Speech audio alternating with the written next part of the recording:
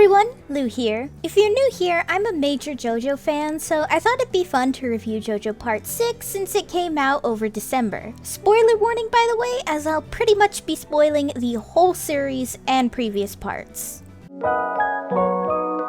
JoJo's Bizarre Adventure Stone Ocean is the adaptation of the JoJo Part 6 manga of the same name that came out in 1999. Crazy that it's that old, actually. Though I'd like to add that I love the early 2000s fashion vibes to Part 6, and the early 2000s has been making a big comeback in fashion lately, so that's actually really good timing. Anyway, Part 6 was announced on April 4th, 2021 to massive hype online, including a live stream that I attended with some friends at like 4 a.m. I mean, I was sleep deprived, but hey, it was worth it. Also, I highly recommend everyone look up the live translations of that live stream because they were fucking glorious memes, especially as I was, again, sleep deprived. More information about Part 6 would be held back for quite a few months though, until August of that same year, where the rest of the voice cast would be revealed, except for Pucci's voice actor, who wouldn't be revealed until a few days before the release. Further promotions were held, mostly just merch and stuff, before the anime would premiere on December 1st, 2021 to overwhelming hype and some pretty well-received reviews.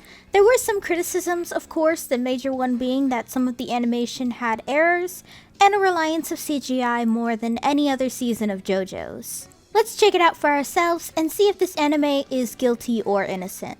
Spoilers for JoJo fans who are not caught up with current parts, by the way, which I don't really know why when parts 1 through 6 are on Netflix right now, but still spoilers up to part 6. Set 10 years after the events of Part 5, which means we're now in 2011, are stories about Jolene Kujo. She's the daughter of Jotaro Kujo and was currently found guilty of manslaughter after her boyfriend ran a man over and hid the body. Jolene took the blame because he convinced her that his life would be destroyed, so she helped hide the body. Months later, Jolene was arrested and her boyfriend testified that she's the one who did it, which a shady lawyer helps in landing her 15 years in prison. This prison is Green Dolphin Penitentiary in Florida. What better place to be than a Florida prison, my gosh. Anyway, Jolene was allowed to bring some of her belongings in prison, so she brought a locket her mother left her. Except this locket contains a broken piece of a stand arrow that gives her and a few others their stands. Jolene was just about ready to serve her 15 years or leave for good behavior when Jotaro comes into her life again. Basically, Jotaro had no choice but to be a shitty dad due to the events of Part 3 and 4. Stand users basically followed him everywhere to get revenge for Dio, so he had to lay low to protect his wife and daughter, but was unable to tell them because it honestly sounds fucking crazy. Oddly enough, even JoJo's realizes that a normal, sane human being wouldn't believe any of this shit. Jolene is pissed at him though because she feels like he abandoned her and her life of rebellion that she's been doing in the first place was solely to get his attention. Yet a stand user attacks both of them. This user has an extremely unique stand and its ability is to steal the souls of stands and other users and turn them into CDs. Like, I know this story was written in the early 2000s, but it's honestly really funny to see someone predict that we'd all still be using CDs in 2011 instead of MP3 players and YouTube. Anyway, this stand user stole Jotaro's memories and stand, which basically leaves him dead. Before dying though, he tells Jolene he's always cared about her and that he's basically proud of her. Seeing her dad always gave a shit makes Jolene vow to get his discs back and break out of prison. Just so everyone knows, this stand user is also Dio's most loyal servant because this is basically the grand finale to all of Dio's bullshit he's left behind for the Joestars to beat the shit out of for the last like 20 years. Now, at the time I'm doing this review, only the first 12 episodes are up on Netflix, and they're going to pump out more soon. Why am I reviewing with only 12 episodes? I think it's because the first 12 episodes are so well done that I have high confidence that the rest of the season will be just as fantastic. Obviously, I did read the manga, so I do know where it's heading, so that also helps. Hopefully, this won't be like another anime that disappointed me and made me look like a clown after the first 3 episodes came out, and then immediately after the episode I review, it shits on itself. Overall, the writing and story is incredible as always. For those who read the manga, the pacing is a lot faster, and I genuinely appreciate it. I liked part 6, but I can definitely say the pacing really dragged a lot of places in the manga, so I actually really like the faster pacing.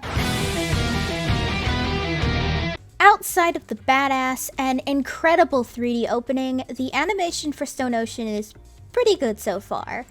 I say so far because David Production is actually going back and editing the anime to redo character designs and anime touch-ups.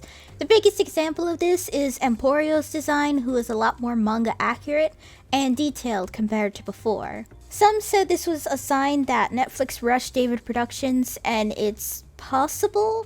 Apparently Stone Ocean is going to air weekly in Japan soon, or now at the time this video goes up, so it's possible that we got the pre-TV airing version and now David Productions is updating the Netflix one to have the TV quality? I think that's a confusing distribution, but I guess Netflix is still finding its sloppy footing at trying to distance themselves from binge culture for anime. Anyway, the color palette is a little dull. A lot of grays and more earthy colors to match the gray color palette of the prison. While it obviously makes sense, I have to say that this kind of color palette choice is not particularly my favorite, but I did read the manga, so I know this dull coloring won't last long. At least, I hope it doesn't last long. As for CGI, there was a strangely heavy reliance on CGI this time. White Snake, Manhattan Transfer, and the character Lang Wrangler were all done in CGI. This was incredibly strange to me to see stands done in CGI when the only ones I ever saw like that was Naranja's Aerosmith for obvious reasons, and maybe a bullet or two Mista shot out.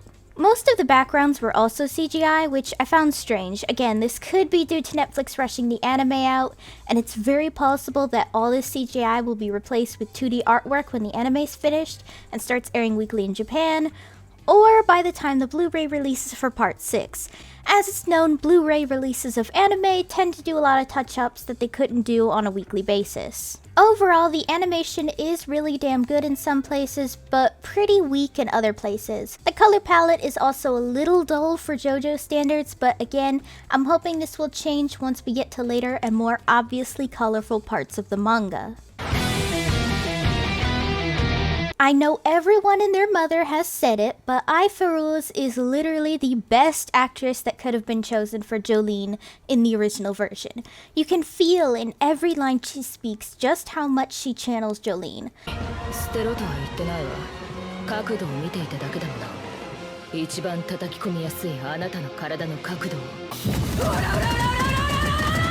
For those who don't know, I announced in several interviews and in some Stone Ocean announcements that Jolene is a huge comfort character for her and her dream character to voice, so this is pretty much a dream come true for her. Everyone else did a fantastic job too, of course, but I do want to touch on the English dub. I noticed not everyone has been talking about the dub, and since I'm a channel who likes to focus on dubs, I wanted to touch on it a little. Now, the English dub this time was a bit mixed to me. I mean, some JoJo dubs have casting that are very ill-fitting towards the character, but others tend to be a perfect fit for the character. Unlike a lot of people, it took me a second to get used to Kira Buckland as Jolene. I personally pictured Jolene to be voiced by someone like Allegra Clark, so it took me a second to actually find that Kira was a pretty good fit for Jolene. Simon didn't say drop it. I was just checking out the angles. I wanted to make sure to line up the easiest one to hit you from. Just like Kira is also a huge JoJo fan, with Jolene also being her dream voice acting gig. Which, by the way, my favorite part of JoJo acting in general is when the cast themselves are a huge fan, because I can just imagine how much fun that must be to voice one of your favorite characters. Anyway, while the core cast was pretty great, Emporio took me a second. Mostly as they sound just a bit too old for Emporio. Then again, I've always assumed Emporio was like 8, but I could be wrong, and he's actually around the age the voice actor is trying to portray here, which to me sounds about 12 to 13.